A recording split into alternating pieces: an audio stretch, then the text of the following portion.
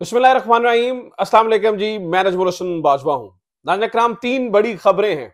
एक तो यह है कि इमरान खान और इलेक्शन को लेकर एक बहुत बड़ी तब्दीली की गई है और यह तब्दीली अचानक की गई है। यानी आप यूं समझिए कि जो इससे पहले मुकम्मल प्लान था उसको रातों रात तब्दील किया जा रहा है। यह प्लान में क्या तब्दीली आई है, यह सबसे बड़ी खबर है जो मैंने आपके सामने रखनी है। नंबर टू, दो हाजिर सर्विस जज, और मैं जिन जजेस की बात कर रहा हूं वो कोई लोअर कोर्ट के जजेस नहीं है, दो और वो कोई हाई कोर्ट के जजेस भी नहीं है। मैं दो सुप्रीम कोर्ट के जजेस की बात कर रहा हूं जिसके बारे में यह दावा किया जा रहा है कि दो हाजिर सर्विस जज और एक जर्नैल माफी मांगने का मामला है। किसने किससे माफी मांगी, क्यों माफी मांगी, इमरान खान का इस मामले से क्या ताल्लुक है, ये एक और बहुत बड़ा दावा किया जा रहा है। और इस वक्त एक ऐसे शख्स की जानिब से दावा किया जा रहा है जो एप्पल ऑफ द आई है, जो चहेता है, जो इस टाइम फेवरेट चाइल्ड है, एक ऐसे शख्स की जानिब से यह दावा किया गया है। तो दो हाजिर सर्विस जज कौन है, वो जर्नैल कौन है, किसने किससे माफी मांगी है और इमरान खान का इससे क्या ताल्लुक है, यह दूसरी बड़ी खबर है जो मैंने आपके सामने रखनी है। और तीसरी बड़ी खबर, नाज़रीन किराम, जेल के कैदियों ने इमरान खान जिंदाबाद के नारे लगाए हैं और उस वीडियो ने वाकईतन जो है ना वो आग लगाई हुई है। ये मामला क्या है? ये तीन बड़ी खबरें हैं, एक एक करके आपके सामने रख देता हूं। लेकिन आगे बढ़ने से पहले दरखास्त आपसे यह है कि आप जो है वो चैनल को सब्सक्राइब जरूर करें, शेयर जरूर करें हमारी वीडियोस को, और फेसबुक पे देख रहे हैं तो हमारे पेज को फॉलो जरूर कर लें, क्योंकि फेसबुक पे आपको ये मालूम ही है कि किस तरह से आवाजें बंद करवाई जा रही हैं और हमारा जो बड़ा पेज है उसके साथ ये इशू हुआ है। तो फेसबुक पे हमारे पेज को फॉलो जरूर करें, लाइक जरूर करें, और जैसी भी आपकी राय है वो राय जरूर दिया करें अगर आपको हमारा कंटेंट पसंद आ रहा है। सो नाज़रीन किराम, मैं एक एक करके आपके सामने ये तमाम खबरें रख देता हूं। तब्दीली क्या आई है पॉलिसी में, ये बताने से पहले एक बड़ी खबर है, वो उससे आपको अंदाजा हो जाएगा कि हुआ क्या है। नाज़रीन किराम, हुआ ये है कि गुजरात से एक सर्वे आया कुछ दिन पहले, और वो सर्वे किया अकबर बाजवा साहब ने, हमारे दोस्त हैं, जेएनएन पे प्रोग्राम करते हैं। अकबर बाजवा बड़े शानदार सर्वे कर रहे हैं इन दिनों, तो उन्होंने गुजरात में एक सर्वे किया। उस सर्वे के मुताबिक पता चला कि गुजरात इंक्लूडिंग कोटला अरब अली खान, इंक्लूडिंग आबद रजा कोटला का हल्का, टोटल कुल मिलाकर जो पाकिस्तान मुस्लिम लीग नून को वोट पड़े हैं वो तीन चौथाई से भी कम है अगर उसका कंपैरिजन करें हम पीटीआई के साथ। तो पीटीआई यहां से 68% लीड लेकर जो है ना वो जीत रही है, more than even from two तिहाई, उससे भी ज्यादा, ये तीन चौथाई के करीब आ जाते हैं 68% जो है ना वो वोट। तो अब गुजरात को लेकर अचानक जो है वो बिल्कुल कान खड़े हो गए कि ये यहां पे क्या हो रहा है। तो गुजरात से जो NA 65 है, यहां से एक बुजुर्ग सियासतदान हैं और अपने इलाके में बड़ा नाम रखते हैं, कुल्लेवाल सईदा से जनाब फैजुल हसन शाह साहब। फैजुल हसन शाह साहब, इनका जो घराना है ये बड़ा पुराना सियासी घराना है, और इन लोगों ने जाफर इकबाल और कमर जमान कायरा जैसे बड़े खानदानों को बहुत बड़े बड़े मार्जिन से शिकस्त दी हुई है। इससे पहले इनके भाई नूरुल हसन शाह हुआ करते थे। अभी कुछ दिन पहले जो है ना वो फैजुल हसन शाह के भाई एक और हैं, सैयद नासिर शाह, पहले उनको गिरफ्तार किया गया, अबडक्ट किया गया, अगवा किया गया। आज खबर यह मिली है कि सैयद फैजुल हसन शाह जो कि पुराने MNA हैं गुजरात से, उनको toll plaza, Gujarat toll plaza जो कि चनाब पुल के करीब आता है, वहां से उनको पहले गिरफ्तार किया गया और बाद में अबडक्ट कर लिया गया। वो 3-4 लोगों के साथ थे, गाड़ी में जा रहे थे, टोल प्लाजा के ऊपर नाका लगा था, मुखबरी ऑलरेडी हो चुकी थी कि यहां से फैजुल हसन शाह गुजर रहे हैं। फैजुल हसन शाह को वहां से गिरफ्तार किया गया और बाकी साथ जो लोग हैं उनको भी गिरफ्तार कर लिया गया।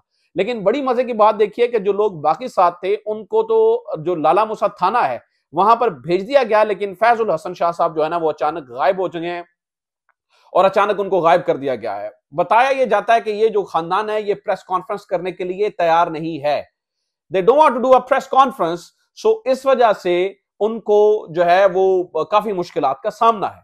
और अभी यह बताया गया है कि जो फैजुल हसन शाह साहब हैं उनके ऊपर भी प्रेस कॉन्फ्रेंस का दबाव है। तो ये एक बहुत बड़ी खबर है। अच्छा नाज़रीन किराम, पॉलिसी क्या तब्दील हुई है? इससे पहले एक और बड़ी खबर सुन लें।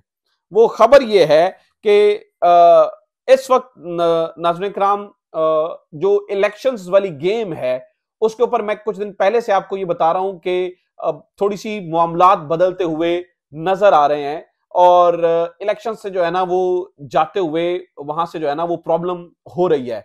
तो अब ये बड़ी तब्दीली देखने में आ रही है कि सोचा यह जा रहा है कि इलेक्शंस को छुट्टी कराएं। उसके लिए मैं आपको कुछ पढ़ के सुनाना चाहता हूं, फिर आपको अंदाजा हो जाएगा कि एक्चुअली क्या और किस तरह से सोचा जा रहा है।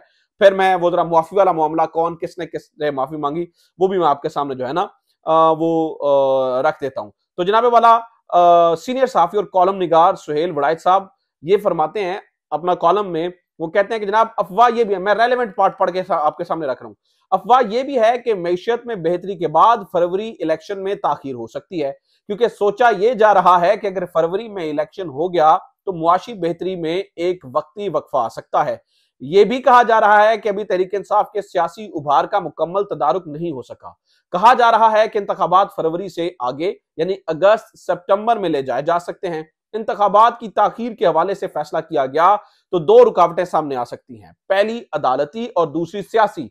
सुनने में आया है कि अभी तक अदालती रुकावट बरकरार है और उससे डील करने की कोशिश की जा रही है। सियासी रुकावट के हवाले से कहा जा रहा है कि पीडीएम की दो बड़ी जमातों को इस ताखीर पर एतराज नहीं होगा, यानी कि पीपल्स पार्टी और जो पाकिस्तान मुस्लिम लीग नून है, इन दोनों को इस पे एतराज नहीं होगा। तो आप ये जो नूरा कुश्ती करते हैं और ये जो नजरियाती बनने की कोशिश करते हैं, इसका सारा कच्चा चट्ठा आपके सामने खुलता हुआ आपको नजर आएगा। और अब तो ये खुलेआम जो कहा जा रहा है, इससे पहले हफीजुल्लाह नियाजी साहब ने भी ये कहा कि हो सकता है कि एक नेशनल गवर्नमेंट बनाई जाए और बगैर इंतखाबात की नवाज शरीफ साहब को कहा जाए जी आप प्राइम मिनिस्टर बन जाए, नीचे एक गवर्नमेंट बना लें। यानी कि कभी कभी तो मुझे ये दीवाने का ख्वाब लगता है, लेकिन फिर मैं ये सोचता हूं कि पाकिस्तान में कुछ भी मुमकिन है। मतलब नेम एनीथिंग और मैं कहूंगा हाँ ये पाकिस्तान में हो सकता है, क्योंकि पिछले कुछ अरसे से कानून से, कॉन्स्टिट्यूशन से इतबार उठता हुआ सा नजर आ रहा है। लगता है ये सारी पढ़ी पढ़ाई बातें हैं, सुनी सुनाई बातें हैं, कही कही बातें हैं। और जिस तरह से तहरीक इंसाफ का वो जो कह रहे हैं ना उभार टूटता हुआ नजर नहीं आ रहा, उसके लिए भी खबरें सुन लें। मैंने आपको बताया कि फैजुल हसन साहब को जो है ना वो सैयद फैजुल हसन शाह साहब को अगवा कर लिया गया है। इसके अलावा शेर अफजल मरवत, चूंकि वो जो कन्वेंशन वगैरह करवा रहे हैं और ये जो कर रहे हैं, उनके ऊपर भी पर्चे, कैसे एम्पलीफायर एक्ट और दफा 144 इस तरह के जो है ना वो पर्चे उनके ऊपर जो है ना वो काटे जा रहे हैं और इस तरह से उनको जो है वो गिरफ्तार करने का इरादा है। प्रॉब्लम यहां पर यह है कि नाज़रीन किराम जो कुछ हो जाए, जो दिल हो जाए, जिस तरह से दिल हो जाए, इस बात को आप समझ लीजिए, इस बात को ज़हन नशीन कर लीजिए, इस बात को अपने जहनों में बिठा लीजिए कि अवाम अब मानने के नहीं है।